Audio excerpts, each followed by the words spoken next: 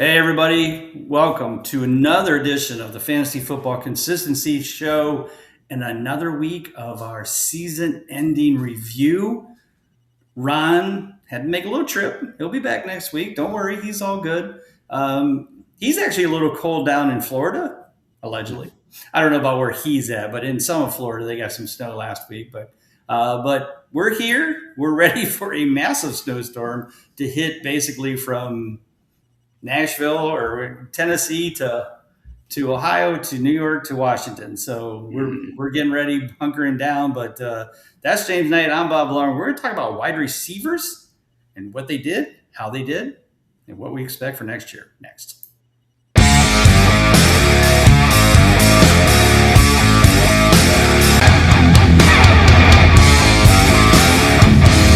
All right, wide receivers on the blocks tonight.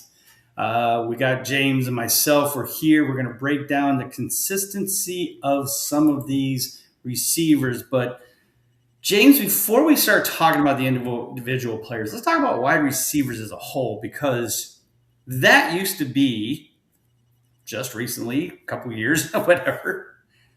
The wide receivers were always the stronghold. Get the wide receivers, get consistent receivers. You've got 36. If you can get top 36 receivers from a consistency perspective, fantasy points not necessarily, but definitely consistency perspective, you were in good shape.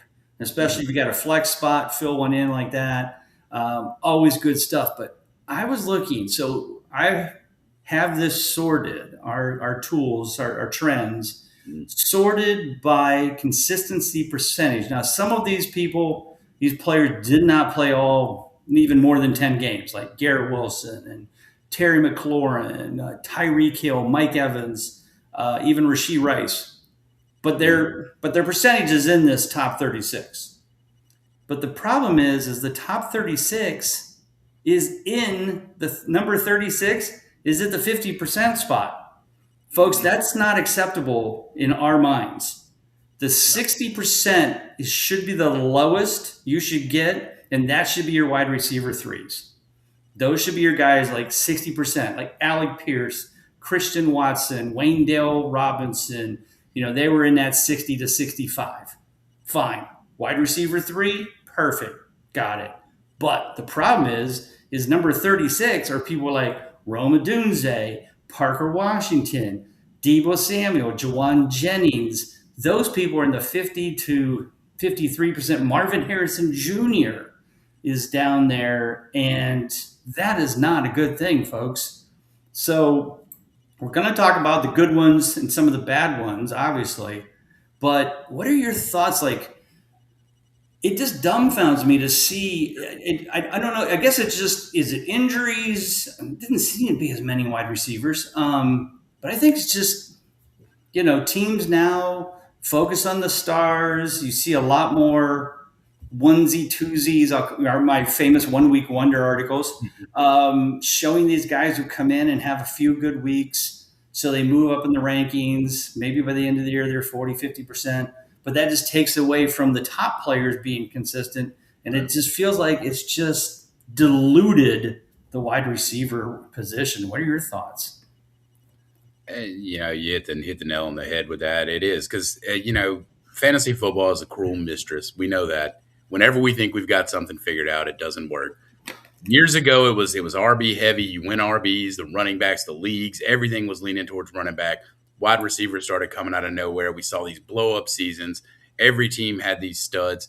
And, the funny running joke every year coming in was there's about 13 to 45 guys who could be a wide receiver too this year. And sure enough, they would be jumbled up like you were saying. You started getting those 60% in hires and doing all that stuff. But, as soon as we think we got it figured out, the NFL switched around some things. They started limiting the pass a little bit, doing stuff. We've noticed that the tight end heavy personnel where they've been rotating more receivers and doing things. And I think, like you said, not even top-notch guys. This year, depending on what your league was, but most half-point full PPR leagues had 7 to 8 wide receivers go in the first round. They were drafted in the top 12. And everybody was huge. And teams this year thought they got 2 bona fide stud wide receiver ones in round 1 and round 2 if you picked around that turn. and it did not turn out like that.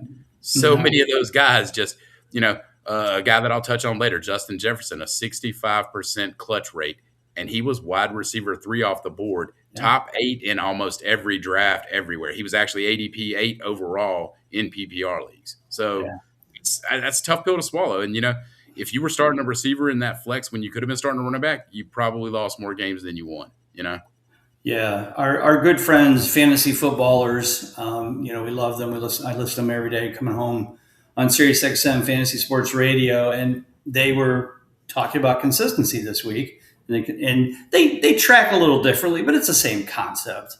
Mm-hmm. But one of the things they brought up was how many different quarterbacks in at least 1 week ranked in the top 12. You want to guess the number? Over the season, how many different quarterbacks had at least 1 week in the top 12? I mean, I'm trying to think of the low end guys, and you're thinking like Bryce Young and stuff on my head, and I think he had a QB 1 week, so you've got to be. Yeah, I'm not talking about QB1, just top 12. Yeah, top 12. So so you're talking about. So basically, they earned a clutch game, which is pretty much what our ranking is based on. Is so that probably 24, 47. Oh, my God. 47 different quarterbacks ranked in the top 12 at least once. Now, I was just looking at wide receivers of how many wide receivers had at least one clutch game. Okay? Again, which is top 36. Yeah. That's that one? So 47 quarterbacks were in a QB1 spot. So you want to say, like I said, again, you want to think there's about 50 guys that could do this, right? So what is it? 143. 143 different wide receivers at a clutch game. Now, granted, there was a lot of ones and twos. In fact, it starts, the twos start around 93. So 40 of them were just one, or maybe two. So 143 pulled in. 143 wide receivers earned at least one clutch game, which means they were over 10, 11 points. Probably 95 to 100 of those weren't even drafted in drafts, right? Oh, gosh. No. Guaranteed, no. Yeah. There were some names at the end of the year that when I was writing up some of the under the radar and I was looking up stats and stuff, I had to look up some players because I was pretty sure they were made up names, So yeah. And I mean, if you look at some of these people down at the bottom who were very, basically very low in total points, but also only had one clutch game, there are people that we're familiar with. DeMarcus Robinson, Brandon Cooks didn't have his first clutch game until he came to Buffalo. Rashad Bateman, Dontavian Wicks, DeAndre Hopkins. Oh, he had two. Sorry. Juju Smith-Schuster had two. Jalen Naylor had two.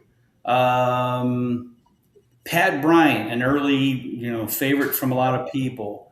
Kelvin Ridley only had one. Travis Hunter only had one. Somebody somewhere had at least 5 or 6 of those guys on their sleeper list coming into the season. I mean, having a big year. Yeah. Wow. Yeah. Cedric Tillman, who I was a big fan of, starts off 2 for 2 and then doesn't do anything the rest of the year. On and on and on. Again, if we talk about the dilution or dilutedness of whatever the right word is, and I think it's that, anybody can have a week. Granted, I'm sure those guys didn't score more than 10 or 11 points, but hey, a clutch game's a clutch game, right? But anyway, so like I said, the key is obviously we had some injuries. That always happens. It's going to happen. But I feel like outside of Malik Neighbors, is there anybody else that was bigger than that was hurt for the most of the year? I can't think of any. Neighbors missed most of the time. Tyreek Hill could probably be up there, I guess, if you want to say. Yeah, Tyreek Hill only played 4 games. Fair point. Yeah. But has there ever been another season where it was the complete opposite of starter studs like this has been? Like you could look on waiver wires in your league and there were 15 to 20 wide receivers that outscored the 2 or 3 guys you started, Oh which yeah, were big yeah. games, and you're like, what? And then, of course, you go pick them up. They won't ever do it again that year. Like you said, they did one game all year, and that's it. But yeah, Yeah, remind me when we get started, when we get closer into the next year's season. I've always wanted to do this study, and that is who take the top positions: quarterback, 2 running backs, 3 receivers, 1 tight end. Take the highest scoring ones of each position, no. and then no, wait a minute. Is that how I was going to do it? And then take 5 people who weren't on most people's rosters, like under 25% roster. And I bet you most of the time you could be pretty close. Maybe it wasn't the number one of each position, because that seemed like it would be really high scoring, but maybe it was just like take an average score for any league, like take our Kings Classic leagues. If you probably jumped out and said, I'm going to take that starting lineup that got drafted in the top like 3 rounds of almost all drafts, the ADP told you they were top 36, top 45 picks. Mm-hmm. They filled that team out as best you could and do that. Yeah. And then you lined them up, like you said, against guys that were 25% or lower rostered. That 25% or lower this year feels like they probably beat them. Probably could have beat them most weeks. Yeah, definitely been competitive. That's for damn sure. All right, so let's get started. Let's talk about the tops. All right, so number 1 total points, number 2 in total points, Puka Nacua, Jackson Smith, and Ojigba. Puka Nacua is one of those guys that every year I want to draft him and I don't draft him, and I always kick myself. Going into this year, he had a lot of injuries the year before, and I'm like, oh man. And then Stafford's back was acting up, and I was just like, I can't do it, and I guess I should have. Smith and Ojigba, he was probably a wide receiver 2 in most rankings. I'd have to look at our book to see. I'm pretty sure maybe I had him top 12. I'm not sure I did. I want to say maybe more 15th. I certainly liked him, but I just didn't know what to expect with DK Metcalf leaving town. Can Smith and Ojigba hold his own with really nobody on the other side? He proved that was wrong. And once again, Sam Darnold proved everybody wrong, after he had a great regular season in Minnesota, tanked in the playoffs, goes to Seattle, which Sam Darnold are we getting? Are we getting the one that sees ghost, or are we the one that makes the other team see ghost, And so obviously they proved themselves worthy.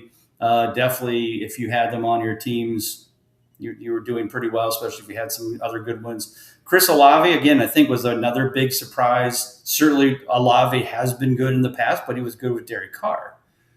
We had a rookie and then basically another rookie, Spencer Rattler, hadn't been playing much. And Olave cruised through the season, 88% consistent with both receivers or both quarterbacks. Shuck now looks like he's got potential for the future. So, but Olave always seems to have those tweaks, and he always scares me. It's like, but he toughs through it. He's a good player. There's our top 3. I mean, Rashee Rice, 88%, only 7 out of 8 games. And then, of course, Mahomes goes down. And so obviously we'll be looking at, but I'm sure he'll be ranked high. But let me talk about the guy that really surprised me of where he's at. And the thing is, this guy has been, I think, in the top 12, top 15 in consistency probably the last 3 years in a row. And that's Zay Flowers. And if you held a gun to somebody's head and name, where did Zay Flowers rank in total points and consistency? I'm sure I do this and I wouldn't have guessed it. And I looked at it and I go, 7th in total points on a year that Lamar did not have a good season. But yet somehow Zay Flowers did pretty well. 14 for 17, 82%. But most importantly, those weeks 8 through 18, 91% consistent. He was 8 for 9, fifth in total points during that stretch. Now we have probably a new coach coming, probably a new OC. Um, Lamar's got to get healthy again. So maybe we can get some fire lit under Lamar this coming year. He seems to be an every other year kind of guy anyway. It's like MVP sucks, MVP. It's true, yeah. Were you as shocked as I was to see Zay Flowers that high up in both categories? I did the same thing. I looked through the wide receiver numbers and his name and different things. I was looking up for different stats and how I felt about different players. I kept seeing him pop up higher than I thought. And I kept thinking about how bad of a year, like you said, Lamar had. And what was it? Cooper Rush started and was terrible there for a minute. And then they went out and got Tyler Huntley, brought him back just to try to have some sort of semblance. And to see the numbers that he put up and the consistency that he did in an offense that you generally think is a run-first offense. And without Lamar, you feel like they're dead in the water. Yeah, when I looked at Zay's stuff, I was very, very surprised about that too. And like you said, he just keeps chugging along each year, regardless of what anybody else does. He gets his, and not going to go out and break the bank and kill anybody and win weeks for you. I mean, he's capable of it, but in a down year, he's still going to be consistent. You're going to plug in and play him almost every week. I mean, it's just what he is. Yeah. Yeah, he's definitely one of those guys. I kind of put him in the old Mike Evans categories. Like, he's never going to be ranked probably in the top 12 as a wide receiver one by most people's rankings. He'll be in that wide receiver two range. But yeah, I just feel like he's just always kind of there for people. And, I think I didn't need to invest more in him, especially coming into this year, for sure. So, James, who you got, good or bad? I'll let you put a couple of your guys in here and talk about some of the people that you were pretty excited about. And you already mentioned him, and it's Chris Olave for me. We were talking about, third in the clutch rate with 88%. And he did. He managed to suit up for 16 games. There's a question he may have even suited up towards the end of the year there too. But, a couple things that he did. He ended up, despite the fact that his ADP was in the 7th round, he was being regularly drafted as wide receiver 35. So a low-end wide receiver 3. He finishes the season in PPR leagues as the wide receiver 7 on points per game averaging 16.8 points per game. And guess what? If you had him in the money weeks, which fortunately I did, he averaged 27.73 points per game in weeks 15 through 17. So the thing about him, you look at it, we were all hoping, I think you hold your breath when you draft Chris Olave, like I said, health-wise, that next concussion or that next thing or whatever it is might be done. But as good as Derek Carr was, there was a lot of hospital balls there. Some people said that, that he would kind of get his receivers in harm's way. Kellen Moore came in. He said, I'm going to design this offense with some easy dink and dunks, some layups, if you will, for Olave. And Olave responded to it like a champ. And the Saints and Tyler Shuck and that group, they look like they might be the real deal with what Kellen Moore is doing. So if there's any sort of discount on Olave again where people are afraid of that injury or doing that, it just feels like a steal again next year, just like he was this year. And, you get him in the 5th, 6th round. A wide receiver won that late when other people are, wide receivers letting you down in the first few rounds. That puts you light years ahead of other teams in leagues this year. And Olave was that guy. Yeah, I just feel like he probably won't fall like that this year. But I could see him being a 3rd, 4th round pick. I guess we'll just have to wait and see what their running game looks like. But yeah, he's just, in 2024, of course, he only played 8 games, missed most of the season. And I think that's what had us scared going into this year. But those 2 years prior to that, 75%, 73%, now 88. He stays healthy. He's definitely going to be worth it. And Shuck definitely loves throwing to him. So definitely. Good choice there. All right. Got a bad one? Yeah. I got a few bad ones, but one of my ones that I'll throw out there is a guy that I believed in because I'm a Broncos fan. But when he was with the Broncos, he let us down, and now he's in Cleveland. And then last year, he let us down one last time as a Bronco fan by torching us absolutely in a game that I couldn't believe. It's Jeudy. Jeudy this year. Cleveland, they were hungry as could be. Like you said, Cedric Tillman, a lot of people were throwing him out there as possible wide receiver 1 there. He goes down. Jeudy has this opportunity. He gets 106 targets this year. Should have put up some numbers. He was even drafted as wide receiver 33. So drafted ahead of Chris Olave in drafts. Okay. He finishes the year with a 24% clutch rate, 4 out of 17 games. So he plays 17 games, Yeah. but he only gets four clutch games. Wide receiver 70 in PPR leagues at 7.1 points per game. Ugh. Yeah. So, like I said, 106 targets, finishes with 50 catches and 600 yards for the entire year. And a lot of people still believed in him because it's Jerry Jeudy. They've talked about him having elite footwork and being able to do things. Well, last year, like I said, 40% of his production came in that Broncos game. I mean, it's what Yeah. but and it was a huge thing. Too bad he can't play the revenge narrative every week. And I think we'll probably see Jeudy start fading out as Cleveland makes some changes there. Head coach changes already come in. They're going to be seeing some stuff. If Jeudy latches on in the right place, he could be okay. But for me, if he's still in Cleveland hanging around next year, give me Harold Fannin, give me everybody else. I want nothing to do with Jerry Jeudy next year. So Yeah. I hear you. No, definitely. I don't think I drafted him just because I don't know. I just never had that gut feel for him. I mean, he was 71% consistent in 2024. But as a Browns fan, I almost never draft Browns players because it's a double letdown. It's bad enough you're killing my team because you're giving up on routes and then blaming it on your quarterback and that kind of crap. I have a hard enough time trying to root for the team in general. Don't double stab me every Sunday. Yeah, right. Yeah, I think the only time I ever drafted Brown was when Nick Chubb was at his peak, and then I was fine. Other than that, pretty much stay away from him. But definitely love Harold Fannin Jr. because he's from my hometown here. Can't lie. He was actually just at the mall signing autographs. I should have went out.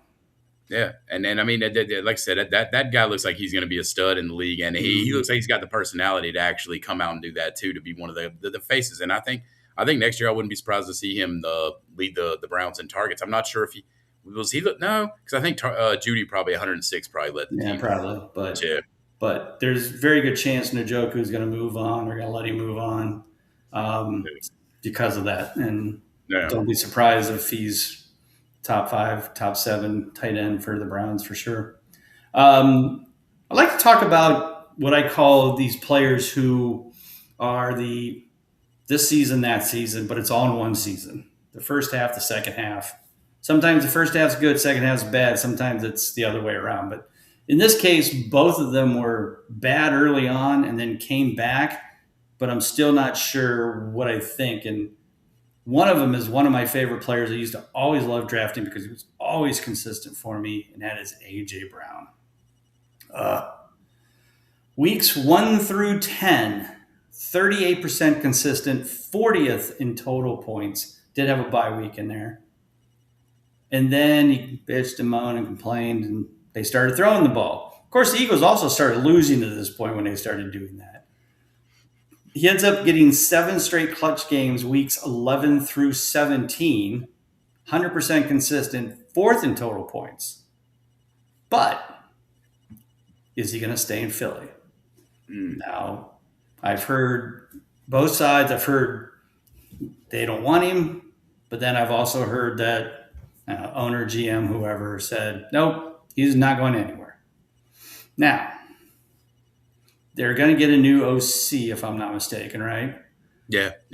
So we'll just have to wait and see what happens, what they're bringing in, what they're going to do differently. I think he's still super talented, but mentally, he's becoming the new Antonio Brown.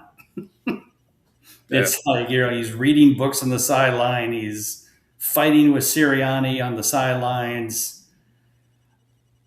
Where do you stand on A.J. Brown? Do you feel like, now, let's say he becomes a wide receiver 2. Do you draft him like round 4? Are you okay with that? Because that's where I see him falling. Like, I feel like a lot of people are going to be like, no, I don't want that. I don't want that head case. But he plays like he used to. The talent is there. Yeah. And I think somewhere Tennessee ownership is trying to – they are now pointing that finger and saying, this is what we told you guys was going to happen, and this is what he was doing here, and y'all just didn't see it. Kind of the Antonio Brown thing. Yeah. Mike Tomlin in Pittsburgh was kept that under a lid for so long that it was just, oh, wow. But AJ Brown kind of feeling the same thing. And you're right. I want to draft him, and if he drops there, and you're going to see that name, I can't guarantee you that I won't click that button because the talent is there. It's undeniable. Right. And if he goes into a situation where he's happy, we've watched other diva receivers do it. Stephon Diggs, even off of an injury, has bounced back this year for the Patriots. Had a pretty good year, finished okay, and did stuff. Mm-hmm. And we've seen other guys move on and do that. But like you said, we've also seen a guy who took his jersey and his pads off and ran off in the field in the middle of the game. And that's what you get with this guy. You probably get that with AJ Brown.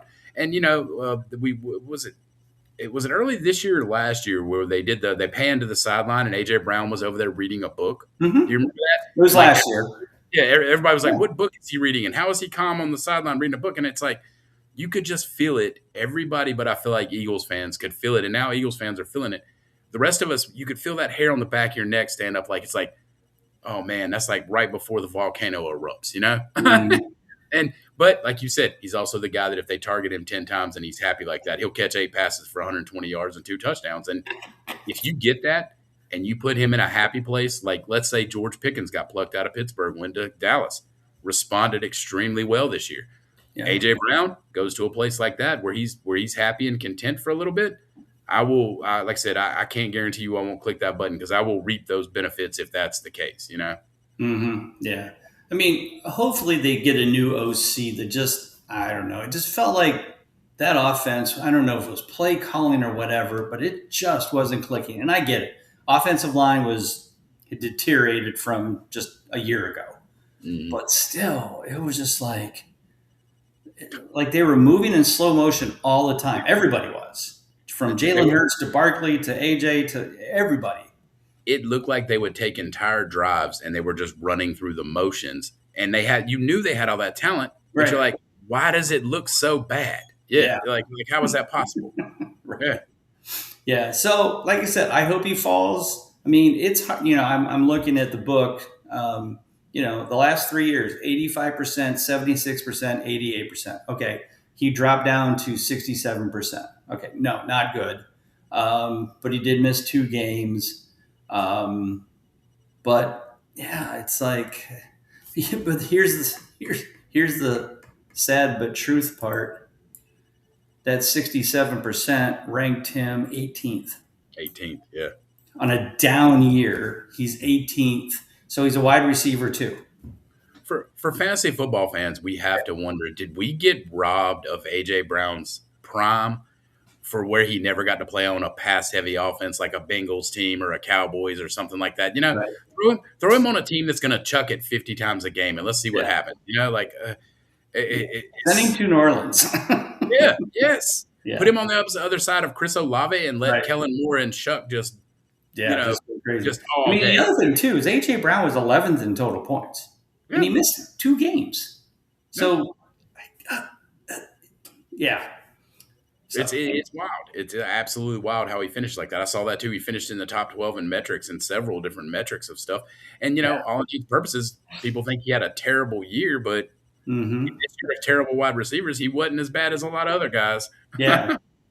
Yeah, like I said, he certainly by the end of the year, at least he was better than, because he played most of the games, than a Tyreek or Drake London or Garrett Wilson.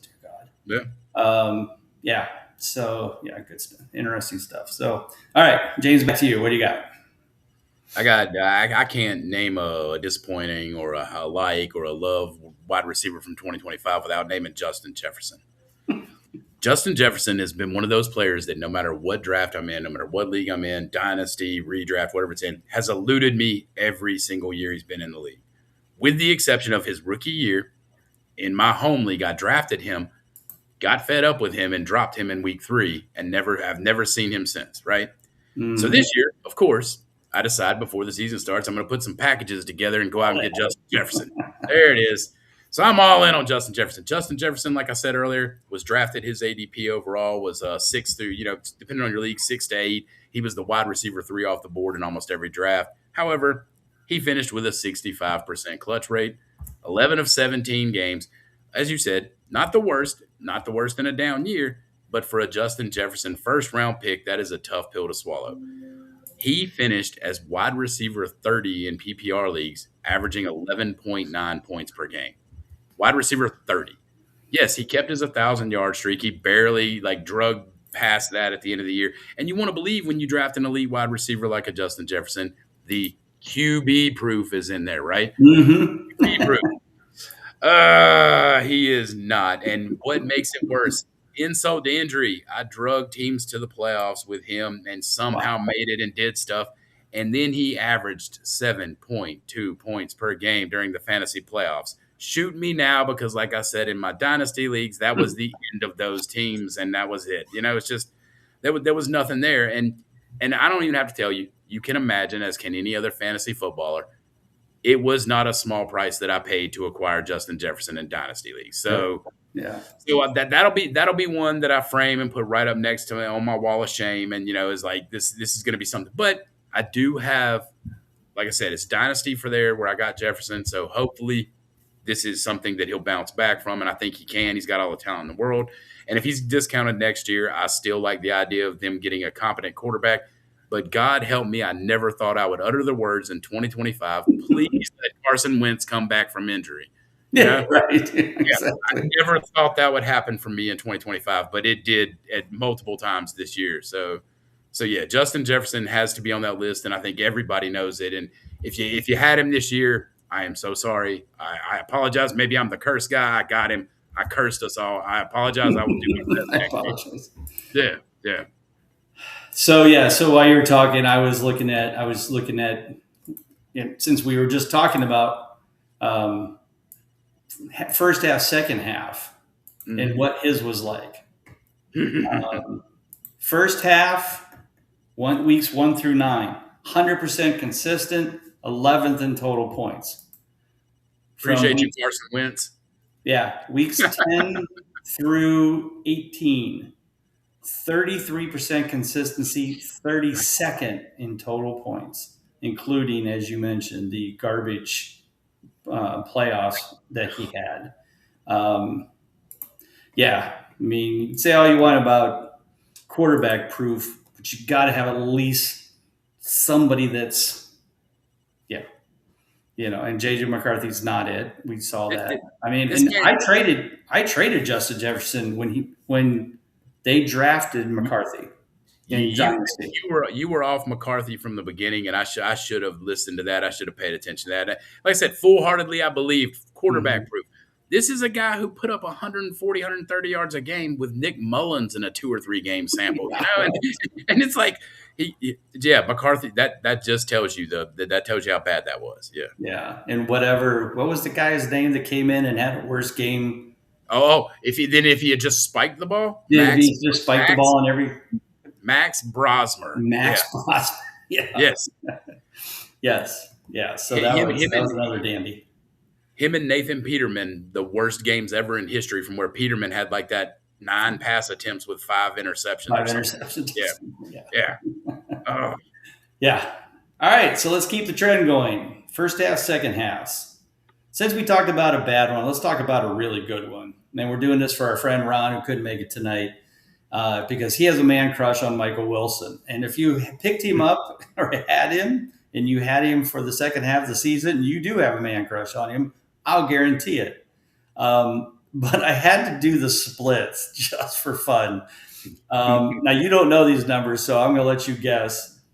So weeks 1 through 10, obviously 0.0 consistency. No clutch games at all. 0. How many points did he score in those games? And he played them all. There was a bye week. So he played 9 games. 9 games. 4. Yeah, 9 games. How many fantasy points did he score, and where did he rank? In 9 games, the first 9 games of the season. Let's call it 54 points. And we'll 34.6.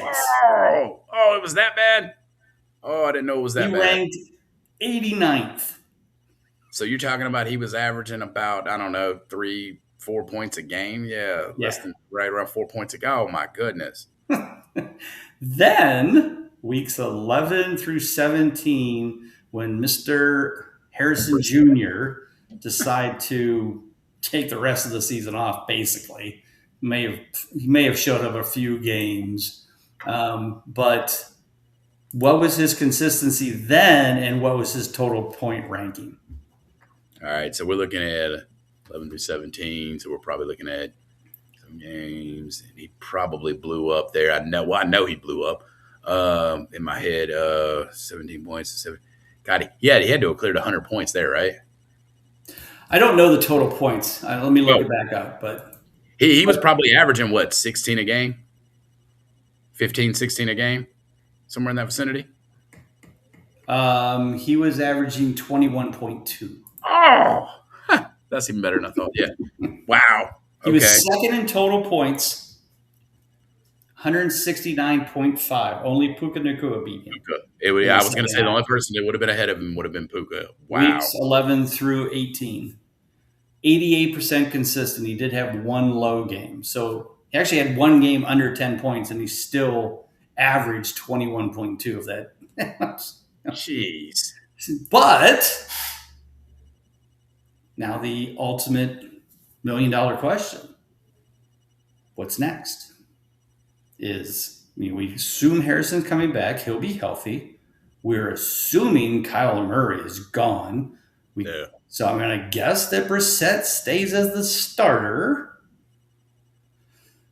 But the 9 games that he played with Marvin Harrison Jr., 0.0. So does he fall off that far?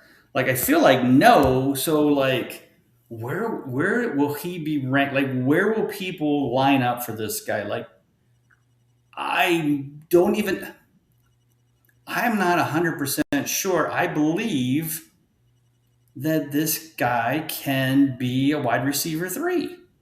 Yeah. Because he was on the field with Marvin Harrison Jr. and Trey McBride, which is the other issue. Yeah. Their running game was garbage basically all year, so they had to throw the ball a lot, especially in the second half they did. But Michael Wilson scored 34.6 points in those 9 games when they were both out there at the same time. That's the thing that I just, right now, early, way too early, as they say, way too early stuff. That's what it's difficult to wrap my head around right now. What is Michael Wilson's value? I mean, like I said, Harrison played. Zay Jones was actually in there. Then Zay Jones, I think, got hurt and missed the rest of the year. So they really only had 2 decent. In fact, in the first 7 games, Greg Dortch had some catches. Zay Jones had some catches.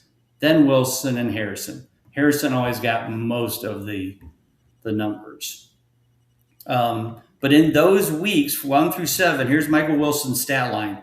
1 catch, 5 yards. 1 catch, 11 yards. 1 catch, 5 yards. 3 catches, 15. 2 for 16, 4 for 44, and 3 for 40. And then if you throw in week 9, it was 3 for 61. Just missed a clutch game. So he actually did perk up right there around week 5 when Brissett got inserted to the start as a starting quarterback, just a little bit, right? That would be correct. Week 6 was Brissett's first week, so he did pick up some for sure.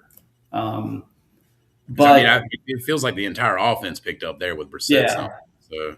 But week 10, so week 9, and so week 6, 7, 9, and 10, but both of them were on the field. And he didn't get any clutch games. No clutch games. First clutch game was week 11, which was the week that Harrison missed his first game. And that was when Wilson went off for 15 catches and 185 yards. In that game, Greg Dortch went 6 for 66 and a touchdown.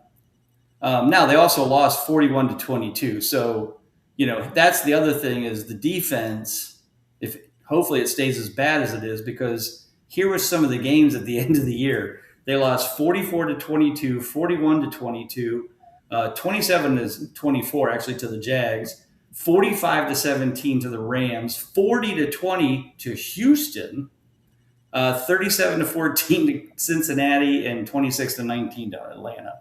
So it was so much garbage time. If they get a decent defense, Harrison comes back. I like if I had Michael Wilson in Dynasty, I would be just asking for the highest bidder and get something for him. That's just my thought. You can't believe, like I said, it feels like the cat's out of the bag there to some reason. But like you said, at the same time, with a healthy Marvin Harrison Jr., a healthy Trey McBride, there's only so much football to go around. And I mean, you could argue he could be a great third target, but what kind of volume are you looking at as a third target? And if you're waiting, it'd be like the Bengals if the last several years they had Travis Kelce as their tight end, and you're targeting T. Higgins. He's got some talent and everything, but there's Jamar Chase and Travis Kelce ahead of you. You're not. I mean, there's not a whole lot to go around. Right.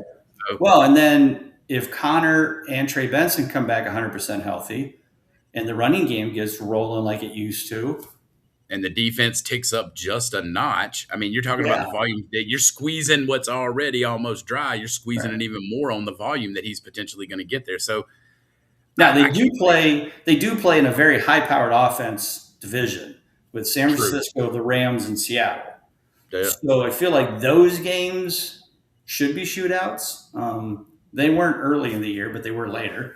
So we'll see. But yeah, it's just like, yeah. All right. So James, we'll go back to you for another pick. All right. Kind of back and forth guy that I like that too is Luther Burden, the wide receiver from the Chicago Bears. Had a lot of discourse with him over the early parts of off season and into right before the season happened with preseason. A lot of people, picked him and said, "Oh, he's a stud. He's a rookie. He's going to come in. He's going to lead the team in targets. He's going to do." It's a very popular thing, fantasy, and we do all that. And my inclination on him had always been this year. I felt like they brought him in to kind of understudy with DJ Moore, let Odunze and DJ Moore lead the team. And then when DJ Moore steps away, I feel like Burden's going to take over there. So I like Burden for next year. But this year, he only had a 27% clutch rate. He appeared in 15 games. So there were a couple games he missed here and there with some injuries and doing some other stuff. But at the same time, you were left wanting early on.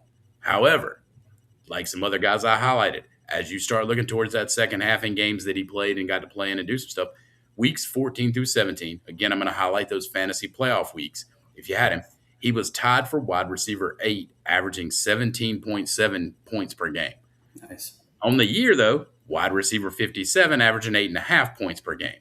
So you kind of see what's happening there. And like I said, in games, though, which makes me like him so much for next year, I think DJ Moore is gone there. I think he has got Mandel with him and Odunze.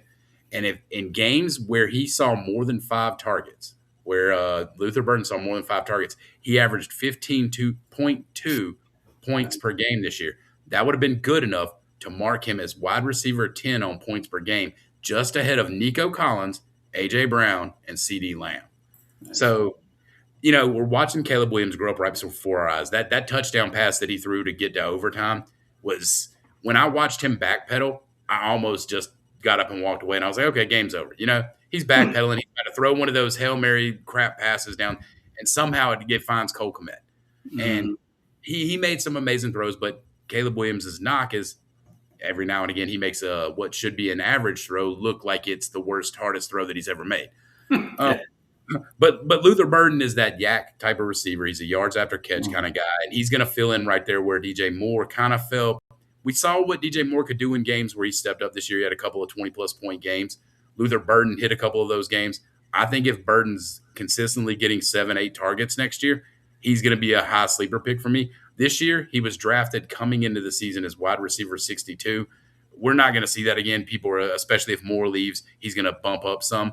But if he's in that spot where I can get him as like a wide receiver 3, I'm super happy with that, with the possibility that he could be a wide receiver 1 in points per game average, over the course of a full season.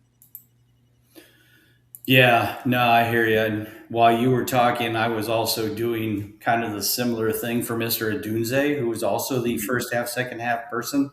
Mhm. Yeah, and yeah, it's real ugly, kids. Oh Real yeah. ugly. He Um, was lighting it on fire to begin the season, right? Like he looked like he was yeah, going to be. 67% consistent weeks 1 through 10, 16th in total points, then zeros for the rest of the year. Now I lost where in the heck he was in the thing here. Yeah, Olamide Zacchaeus actually scored more fantasy points in the second half than he did, if that helps. He was 120th in total points in the second half. And in weeks, now granted, he missed, he only played, there was a reason for that though. He only Yeah, played he in missed a good amount three of time. games. Yeah, only 3 games. So, okay, but still. Um, He just didn't look right after that one little part right there, right up till he got hurt. It looked like yeah. he may have been playing hurt, whatever it was. He just looked out of sync, and we watched the Bears ascend and do all kinds of other stuff. Like you said, Zacchaeus getting his, Burden was doing stuff, Cole Kmet, Mhm. Colston Loveland coming into his own, and everybody just kind of Adunze faded into what everybody was screaming, wide receiver one, he's wide receiver one, to he just kind of fell off. Yeah. Yeah. All right. Let's each do one more. I'll let you go ahead and then I'll finish it off. All right, another guy, and I got him in a few places that I'm gonna pick another high ranked guy that if you got him, I was talking about that turn in the first round, you probably compared him with somebody you felt good about it. It's Brian Thomas Jr. Mm. Absolute beast, and he does not have the Malik Neighbors excuse. He was not hurt the Yeah. whole year. He played 14 games, but he only had 5 clutch games all season. 36% clutch rate. This is for a guy that was drafted as wide receiver 8 in most drafts. He Hmm. was 15 overall in most drafts. Yeah. So you're looking at, like I said, that little turn. If you had that 10-9 spot, you probably got him on the other side. The flip side, you thought you probably paired him with a great wide receiver at 9 or 10. You got 2 studs. Hmm. No, you didn't. Brian Thomas Jr. just, I would say he fell off a cliff. He didn't fall off a cliff. It was gone all year. You had no idea when to start him. No idea when he would do anything. Those 5 clutch games, good luck. He scored more than 12 points twice all year. 23 points in week 6, 17.1 in week 15. Way far apart. Every other game was less than 12 points for him this year. He had 9 games under 10 points. 6 of those 9 were less than 8 points. So Travis Hunter will be back next season. They went and grabbed Jacoby Myers in a trade. Mhm. And the guy who led their team down the stretch was Parker Washington, Right. who came out of left field and just said, I'll be the wide receiver 1. Let's do it. And that's with Brian Thomas in the lineup. Yeah. So, Here's the most amazing thing about that is that Trevor Lawrence was number 2 in consistency as a quarterback. Like if he would have said, "Oh well, Trevor Lawrence had a bad year. He was hurt. He didn't perform great. He was 20th," we'd be like, "Okay, I get makes it. sense. Makes sense. It's a quarterback." But Your wide this was Trevor Lawrence's best season as a pro in and fantasy, and his Brian Thomas Jr. did nothing. the elite wide receiver 1 that we all picked as a wide receiver 1 finished wide receiver 47 in points per game, averaging less than 10 points at 9.9 points per game. That's insane. Yeah. And yeah. And you're talking about he lost Britton Strange for a while. He did that. Travis Hunter went down. Mhm. Everything was in the cards for Brian Thomas to have that blow up. And other guys like I said, Parker Washington stepped up. They felt the need to go trade and get Jacoby Myers. Both of them outshined him all the way down. As a matter of fact, Parker Washington averaged 21.7 points over the final 3 weeks of the season per game. So this is a guy that's been a backup for years. Yeah.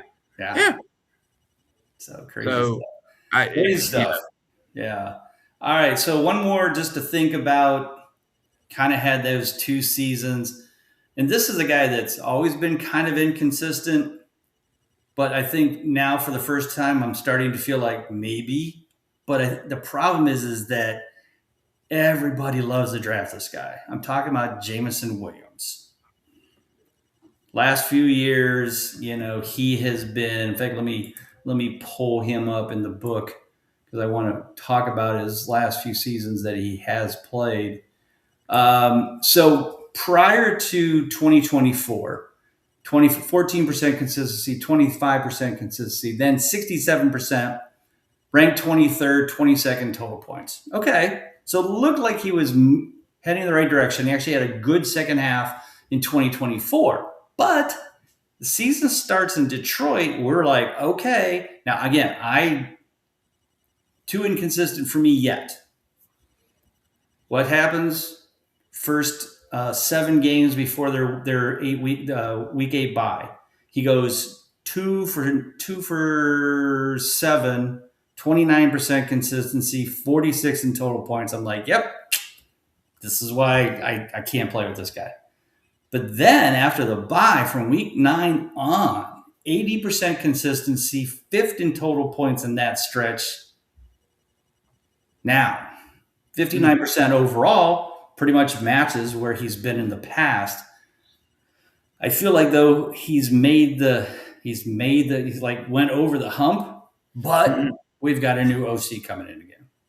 Yep. So I like what I saw. I think, Dan Campbell's still the coach, so it's his team anyway. But I probably like Williams going into 2026. My concern is he's going to be, his ADP is going to be top 15.